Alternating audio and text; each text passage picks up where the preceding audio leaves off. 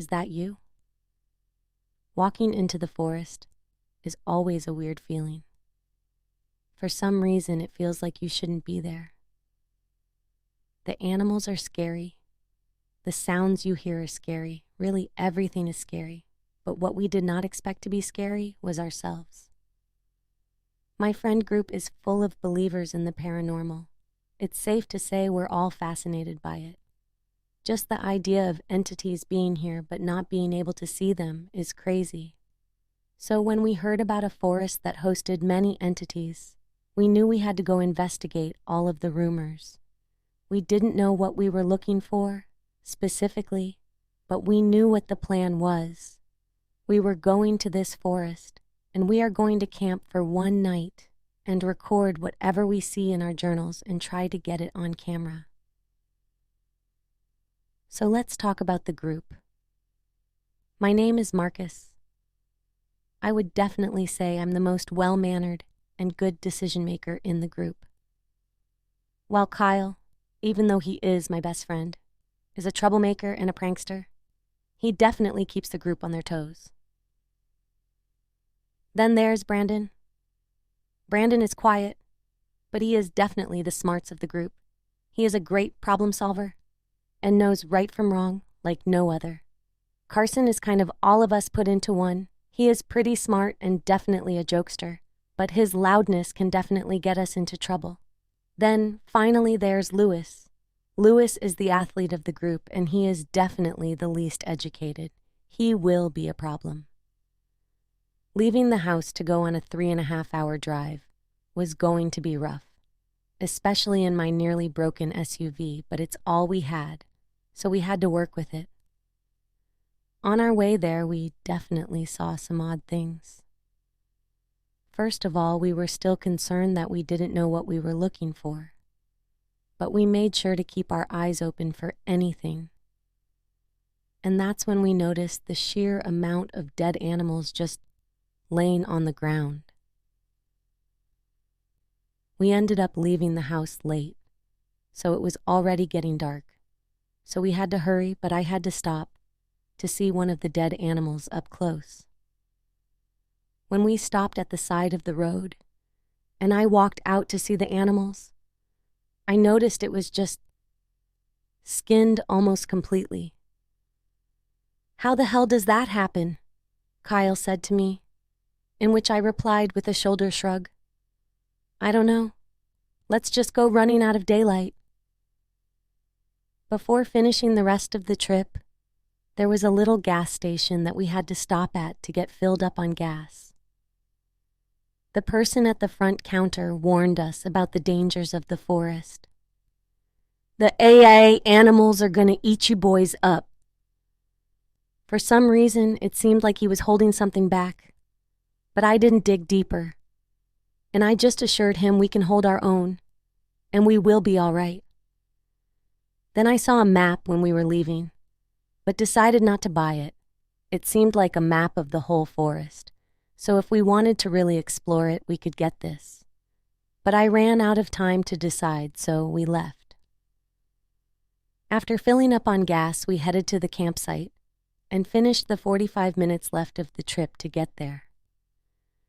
When we got to our site, we noticed that it was eerie.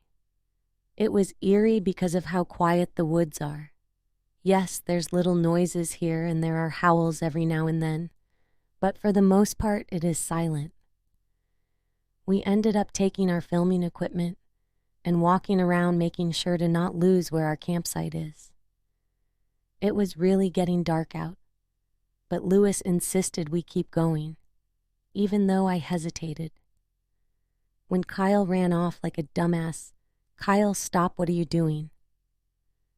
He didn't seem to hear me and just kept running.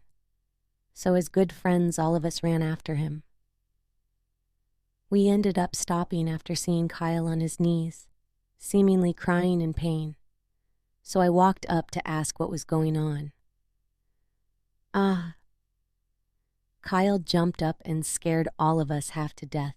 "Why would you do that, Kyle?" I said angrily, and he responded like Kyle saying to scare us and whatnot. So we all headed back to camp, sad, scared, and having no evidence, and we were all just tired, so we set up camp and tried to sleep. Before trying to sleep, Carson and Brandon said they needed to go back to that gas station for that map that I saw, so I told them to hurry up, so it wasn't just us three at the campsite alone. While trying to sleep, I heard Kyle scream again, but thinking it was a joke, I let Louie handle it. I was still worried, but I tried to go back to sleep. That's when I heard Louis scream, "That's not Kyle." I was now up from fear and complete shock. I didn't respond, and I just kept wondering when the other two were going to get back. But I had to worry about what I was going to do. That's when I heard the car pull up. I heard no voices. Then I heard Carson and Brandon's voices. They were chatting. Then they all of a sudden stopped and heard, "What is that? Oh my God, run." And then I heard a growl and then a scream. Seconds later, but it felt like years since I heard Kyle. Instant relief washed over me. Ha ha ha ha. We all got you so good.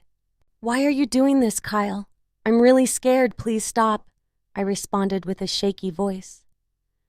"Oh, did we go too far? I'm really sorry, Marcus. Please open the tent," Kyle said, in an oddly calm voice. That's when I remembered what Louis said. "That's not Kyle." In the exact same tone, went through my mind. "Kyle, is that you?" Kyle responded, "Of course it's me. Who else would it be? Open the tent, please." I responded with a stern no. "How did you growl then?" Kyle responded, "The speaker I brought, dummy." At this point, I didn't know what to do. So, "Please open the tent, we're all super cold," Kyle said. And then I thought to myself, what if it's really him and it's all a big joke? "Let me hear Brandon talk then." "Let us in, Marcus," Louis said. And then I did. I went to open the tent, and when I did, I realized it was over. I saw a creature that I can't just describe with words. I smelled like death and had a huge mouth with a ton of teeth and was at least 9 feet and weighed what looked like 400 pounds. I was thinking about my whole life, and then it said, "Thanks for letting me in, Marcus." Driftwood. My hands tremble as I approach the shoreline. Whether it's from the cutting breeze or the moment, I'm not entirely sure. The others are waiting in the darkness. Doug Boyle is sitting atop a seaweed-laden rock, staring back into the nothingness. In the faint reflection of the moonlight, he appears hunched over and tired. He's wearing the same reflective vest he always does, the same old oil-stained overalls. It's like he's never left the job site. In a way, maybe he never wants to leave. Fidgeting with the ring around his finger, he glances up and nods. Mrs. Wharton extends her arm, patting the tattered teddy bear that I'm holding on the top of its head. She thinks it's my dog, Milo's. It's just easier that way. I trade glances with her and smile. She's clutching her triquetra necklace to her chest, her long robe fluttering in the wind. In her other hand is a candle, emanating an earthy scent. The tiny flame blows rapidly in the wind, dancing in the shadows. She's chanting something again. There are other familiar faces, their names escaping me. Bound by blind belief and few other options, we wait at the shoreline. People clutching sweaters in their arms or backpacks across their shoulders. Old and young, male and female, shivering in their pajamas, holding baseball caps or scarves wrapped around their arms. Staggered along the coastline in the midnight black, we look like we have arrived too late for the bonfire. Still, I am shaking. Doug slowly steers his attention back to the undulating waves. The water froshes back and forth, smashing against the nearby caves and flowing steadily toward the beach. Its movement is hypnotic, I close my eyes and take in the sound of the waves. There is a calm presence passing through. However, it is short-lived. The reflection from the moon casts a pale glow across the water. It has never looked so big. The king tide comes around twice, maybe 3 times a year, depending. The gravitational force is strongest at the perigee, the point at which the sun, moon, and earth are all aligned. In early January, the tides are exceptionally high. The push and pull from the ocean is the strongest. If the Coast Guards knew what we were doing, they would haul us all away. We wait until the shoreline begins to disappear. The walls of water begin to build, the calmness overtaken by steep, thrashing tidal waves. The sea awakens, and that's when we know it's time. Mrs. Wharton takes her first steps into the water. She rocks backward with the incoming wave, narrowly managing to fight off the momentum. Doug slides in, soaking his ripped, dirtied clothing. They wince, breathing heavily, as the chill of the water ignites their senses. The rest of us trudge through the sand in silence. The biting sensation brings shivers and goosebumps to my exposed flesh. I walk further, my dress pants clinging to my body like glue. My white dress shirt, now see-through, exposes my red, raw skin. My nipples poke through the fabric. As the water reaches my midriff, the roar of the waves takes over. My arduous steps through the sand become painful tiptoes along the jagged rocks beneath. Soon my legs and arms give way to the water, and I begin to tread. It's getting tougher and tougher to see past the foam and the slapping precision of the waves. Above the roar of the water, a shrill cry erupts. As I struggle to stay above the rolling tide, I am unable to focus on much else, but what I recognize is the fear. Another voice emerges. The moaning that bellows out is much deeper in tone, and closer for me to pinpoint. I know they are Doug's cries. "Eleanor," he screams. It's enough to light a fire within me. My arms flail, my legs kicking rapidly toward the man. I see glimpses of his legs chopping through the water, but his yellow and orange vest is a speck amongst the dark, swelling pools of black. I do not hear him again. A foam soccer ball floats past, the glimmer of something gold, maybe a locket. Other clothing items litter the ocean before the waves come crashing again, discarding the items somewhere underneath their immeasurable depths.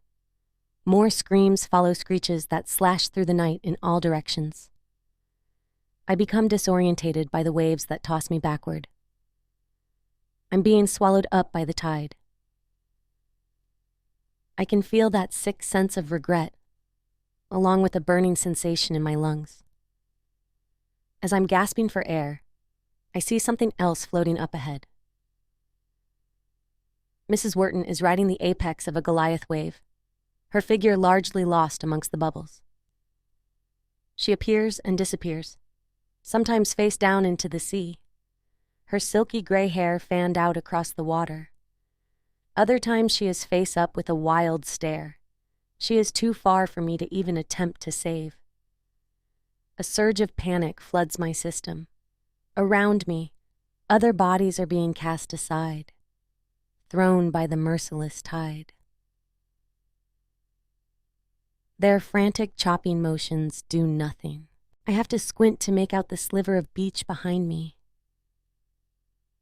Some of them are attempting to swim back, but I know that I can't.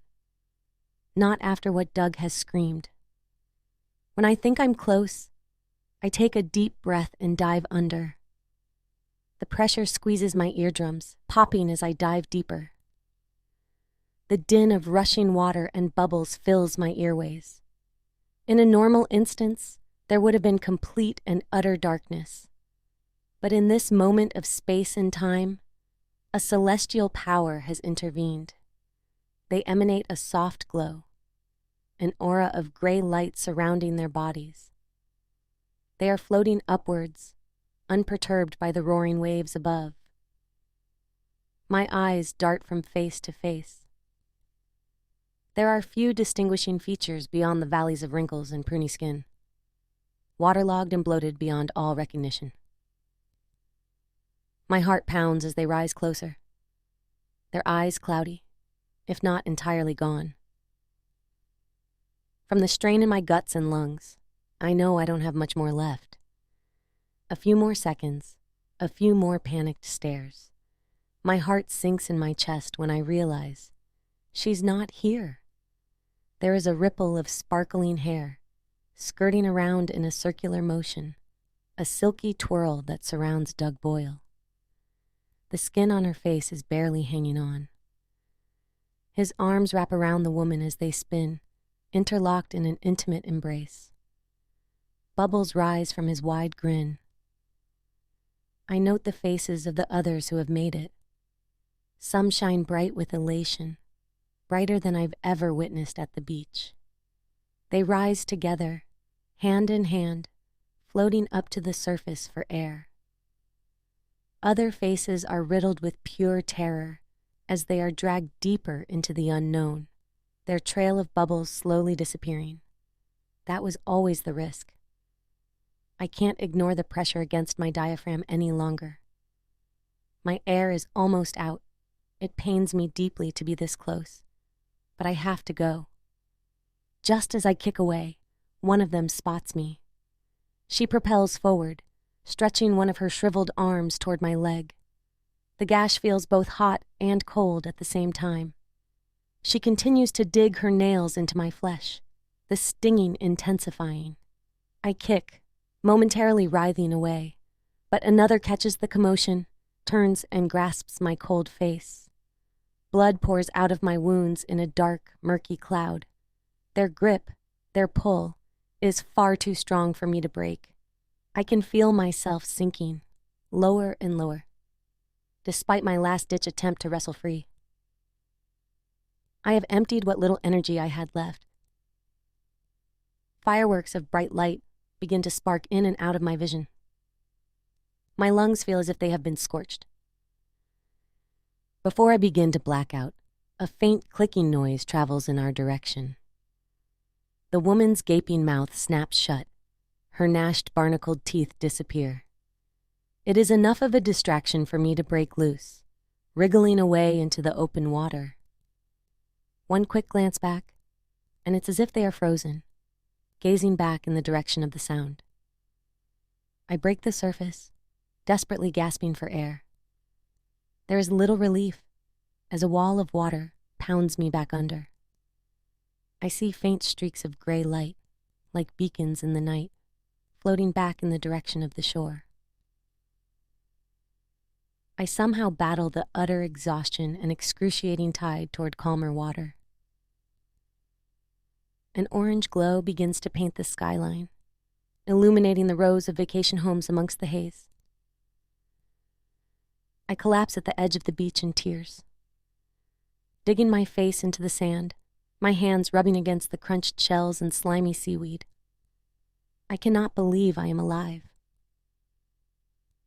My body lies flat as a starfish washed up on the shore.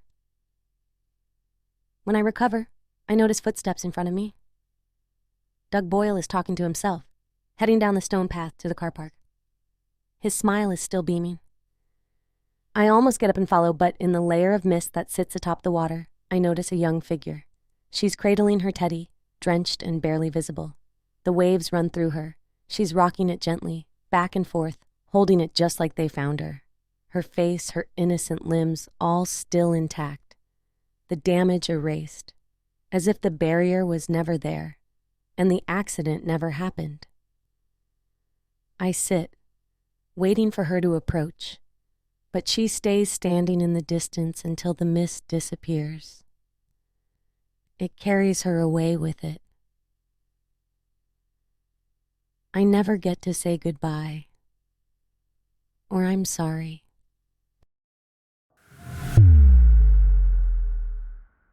The Abyssal Horror.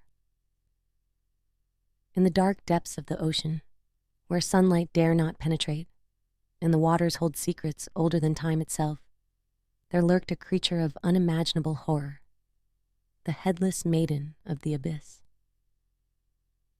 Legends spoke of a girl whose head had been severed from her body, condemned to roam the ocean depths for all eternity. Her head, still adorned with flowing hair and eyes that glowed with an eerie light, floated aimlessly through the murky waters, searching for her lost form. Some said she was the victim of a terrible curse, while others whispered of dark rituals gone awry. But regardless of her origins, one thing was certain: those who encountered her never lived to tell the tale. As the lone survivor of a shipwreck drifted helplessly in the darkness, he caught sight of something moving in the shadows. At first, it was nothing more than a flicker of movement, but as it drew closer, he realized the true horror of what lay before him. A severed head, its eyes burning with an otherworldly glow, floated towards him with unnatural grace. Its lips parted in a silent scream, revealing rows of razor-sharp teeth that gleamed in the darkness. Paralyzed with fear, the survivor watched helplessly as the headless maiden drew nearer, her presence casting a chill over his very soul. He tried to flee, but the weight of the ocean pressed down upon him like a vice, trapping him in its suffocating embrace. With a sudden surge of movement, the headless maiden lunged forward, her hair writhing like serpents as she reached out with ghostly hands. The survivor could only watch in terror as she enveloped him in her embrace, her icy touch sending shivers down his spine.